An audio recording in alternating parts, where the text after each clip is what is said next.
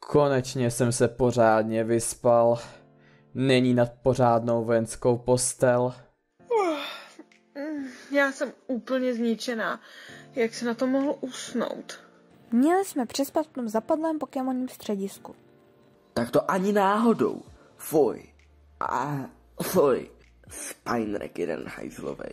To bys chtěl, vždyť ten starší zdravotní bratr pamatoval snad poslední moravijskou válku. Taky vypadal, že by si nedokázal vzpomenout, zda dostal kulku mezi lopatky anebo lopatku mezi kulky. Akio, ty seš teda hulvát. No, snad. Jsem to tolik zase neřekl. řekl. Já vás jednoho dne vyměním za produkty v Jotovské Miltank. To bude jogurtu a zmrzlin. Tak, a my můžeme zase jít. Tak to ani náhodou. Počkáte, až si pro vás přijde Okoros, do té doby budete tady. Pořád lepší Okoros než ty. Slyšel jsem tě. Možná bych mohl využít příležitosti a jít se proběhnout. Proběhnout? Slyšel jsem správně. Ahoj Alone, nestrácej s nima čas a uteč. Mohla by tě dojmout jejich inteligence k pláči. Ahoj, Okaro. Kamaráda. Nejsem tvůj kamarád, ale spolužák. A také spolubydlící, spolu sedíte na obědě, v katedře, na cvičišti. Dostaneme se k tomu, kdo jsi. Jo, promiňte. Jmenuji se Alon a chtěl bych vás přijítat na olympijské vojenské škole. Tito lidé. No tak raději se představíme sami, než tady od psího čumáka. Jsem Lia, tohle je můj přítel Akio a přátelé Set a Snow. Tak pěkná holka chodí s tímhle trpaslíkem, jo? Ty jeden. Akio, měj svou důstojnost. Nikdo mě před mojí šťapajzou nebude schazovat. Dáme si zápas. Akvo. Mám mnohem lepší nápad. Tohle je naše cvičiště. Zde si dáme závod. Dozdolá všechny překážky a nakonec nás bude čekat 10kilometrový běh. S Okerou vás rozsekáme. Proč pro Arceus se do toho zasahuješ mě? Chceš snad přiznat porážku? Akio, do čeho si mě to zase dostal? Hele, Sete, sice jsi starý mezek, ale tohle dáme. Ukážeme jim, že kluci z vesnice jsou lepší než měšťáci. Boom. A to všechno jenom kvůli tomu, že se Akio nechal vyprovokovat. Zase. Jestli si myslíte, že tady budeme celou dobu stát v téhle zimě a koukat na vás, tak se mýlíte. Když půjdete dovnitř holky, můžete navštívit cvičiště kombuskenů. Kombusken? Kombusken, drůbeží Pokémon. Tyto Pokémoni byly dříve často využíváni jako poslíčci, dnes jsou oblíbený především u trenérů pro svou bojovnost. To bude super. Můžeme Torčíka dát mezi jeho kamarády. Těším se, až je uvidím. A co když šlápnu na minu? Standardní postup je vyskočit 10 metrů do výšky a rozptýlit se po okolí. Do háje, dělej si legraci z někoho jiného. Nebojte hoči, žádné mentaj nejsou. Tak jsme se oficiálně ztratili. Měli bychom se někoho zeptat na správnou cestu. Ne, tohle je základna plná mužů. Budou si pak tady o nás povídat, že jsme zmatené jak sajdak v lese. Hele, podívej se, Snow. Přece jen se tu nějaká holka najde.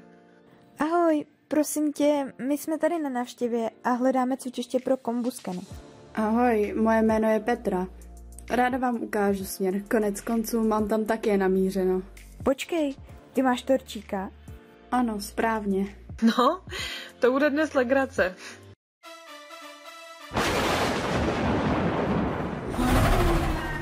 Kombusken! Tady je to báječné. Vypadají silně a tvrdě trénují. Ano, zde trénují mezi sebou, učí se mezi sebou a pak je trénují kvalifikovaní vojáci. Já mám taky Torčíka.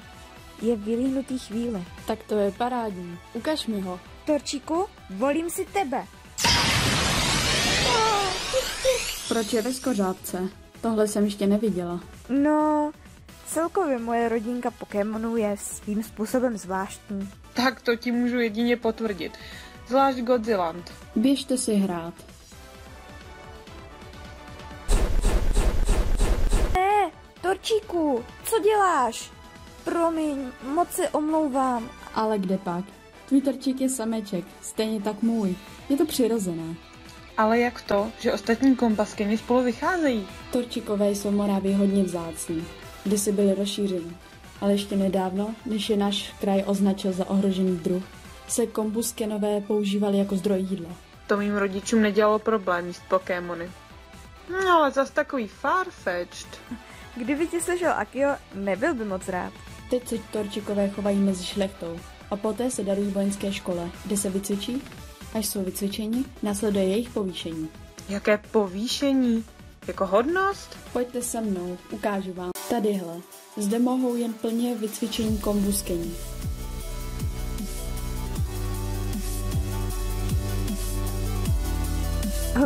Mají povolený vejít k velkému šutru?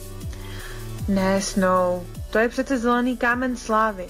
Díky němu se Pokémoni dostávají do vyšší vývojové úrovně. Ano, je nejvzácnější. Nejvzácnější je snad černý. Je to jen báchorka. Černý kámen slávy neexistuje. Nikdy nebyla jeho existence potvrzena. Ty legendy znám, že se za pomocí něj mění Arcanine v Likartika nebo pády ve Varie. Takže jací Pokémoni se mění za pomoci zeleného kamene slávy? Vždyť už jsme jednoho potkali. Šampion Okoros má Volcarizarda. Ten se vyvíjí za pomoci zeleného kamene slávy z Charmeleona. Podívej se. Kombuskeni si tvého Torčika nakonec oblíbili a vychází s nima. Jo, něj... to vidím. Co říkáš, Snow? Dáme si zápas? Jak jsem říkala, teprve nedávno se vylíhnul. Musíte být na něj opatrný. Tohle je začátečnická chyba.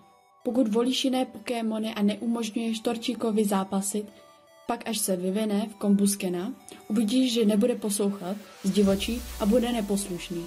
Bude si sám určovat, kdy bude zápasit a kdy ne.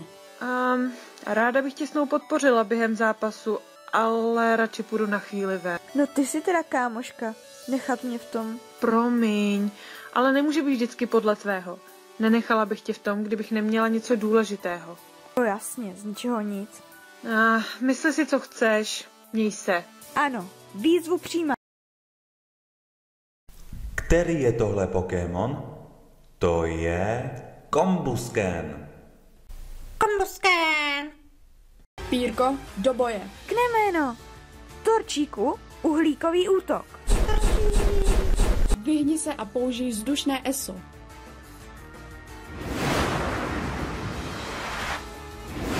Ne, Torčíku. Nebuď na něj tak jemná. Torčikové toho hodně vydrží. Z Moravie se rozšířili do světa a jejich typ se po vývoji změnil na bojový místo létajícího. Dobře, no...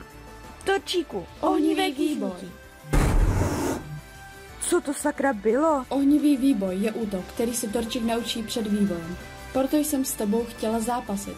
Tento útok nejenže útočí, ale následně zvyšuje rychlost uživatele útoku. Ale to nemáme ani nejmenší šanci. Ne, co děláš? No vidíš to. Říkala jsem ti, že bojovný duch je v nich. Dělej, Torčíku, vzdušné ESO. Torčík. Kombusken. Vidíš, zápas byl prospěšný oběma. Končím tento zápas. Dobře.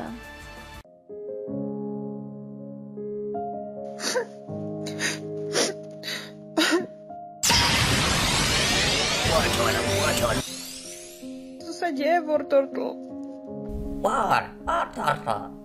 Víš, mají zde zelený kámen slávy. Já vím, že tohle je jedinečná příležitost.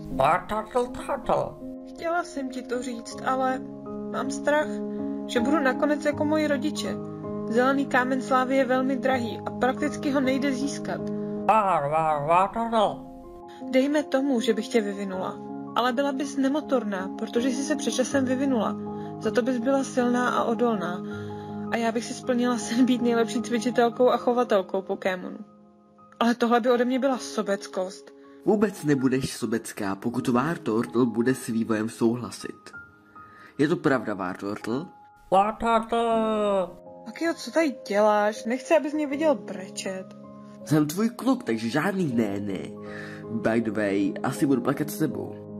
Proč zase? Co se stalo? Ti vojáči slasí, jak čuměli, nás totálně rozkopali. Půl hodiny potom, co doběhli Alon s Okerou, jsme se tam dorazili do cíle. Půl hodiny. Taková ostuda. I mě vždycky dokážeš rozesmát. Jo, mé kus osobnosti. Můj táta, když se na mě naštval, vydržel tomu to vždy 30 sekund, než jsem ho zase rozesmál. Proto jsem měl tak málo zaracha. Tvůj táta mi chybí. Mám ho ráda. Víš, tvůj sen je určitě i sen tvé Wartortle. A rozhodně nejsi jako tví rodiče. Máš svou Wartortle ráda a záleží ti na ní. Kdyby to tak nebylo, neseděla bys tady a neplakala kvůli tomu. Je to tak, Wartortle? Wartortle. Takže bys souhlasila s evolucí?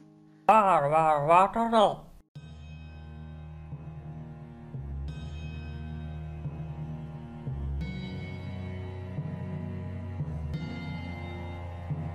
Dobře, takže jste holky připraveny? Jste si obě jisté?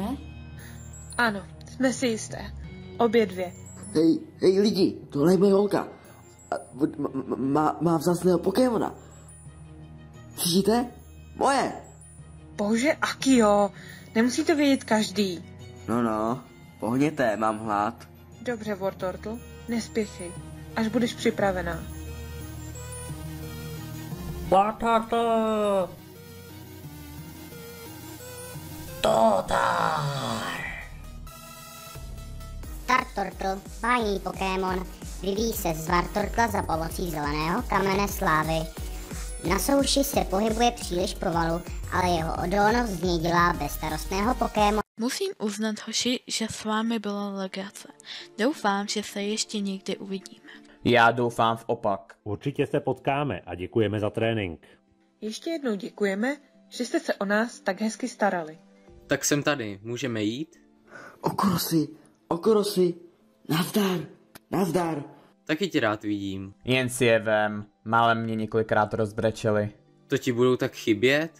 Ne, rozplakala mě jejich hloupost. Taky nám budeš chybět. Musíme jít. Rychle. Snow, počkej, kam běžíš? Rio, Snow, čekejte na nás. Co se stalo? Rozloučila se s Torčikem. Zůstane tady na výcvik. Bude tady šťastný. Já se o ní postarám. Vím, jaké to je. Mohu se s ním rozloučit? Ne, rozloučila se s ním Snow a nepřála si, aby někdo z vás za ním chodil. Respektuji její přání. Dobře se o něj postarejte a že ho zdravíme. Snow má na mě číslo, ať se občas ozve. Řídím. Olomijský gym je teď zavřený. Budeš muset počkat, až se vrátí baron Ferdinand Morgol. Takže tvá cesta stát se šampionem končí. Já ho porazím a to ještě bude čumět. Zítra naše Olomijské muzeum otevře prehistorickou část, kde si budou návštěvníci moct prohlédnout fosilie Pokémonů, kteří žili v těchto dobách. Městu Olomia byly darované v nedávné době, kdy fosilie Pokémonů Kabutopse a Aerodactyla. Mohla bych se podívat, zda se jedná o skutečné fosílie. Pak by si mohla nějakou tu kostičku vzít. Zalez do té koupelny. Hendexy, řekni mi něco o Aerodactylovi a Kabutopsovi. Aerodactyl, Pokémon, který byl vzkříšen z genu starodávného dinosaura. S ostrými tysáky je to velmi brutální Pokémon. Kabutops, jeho elegantní tvar je ideální pro plavání, svými drápy rozseká kořist a saje následně tělesné tekutiny. Skvělé. Hrdlořez a masožravý ještěr. To budou pěkné kousky do mé sbírky.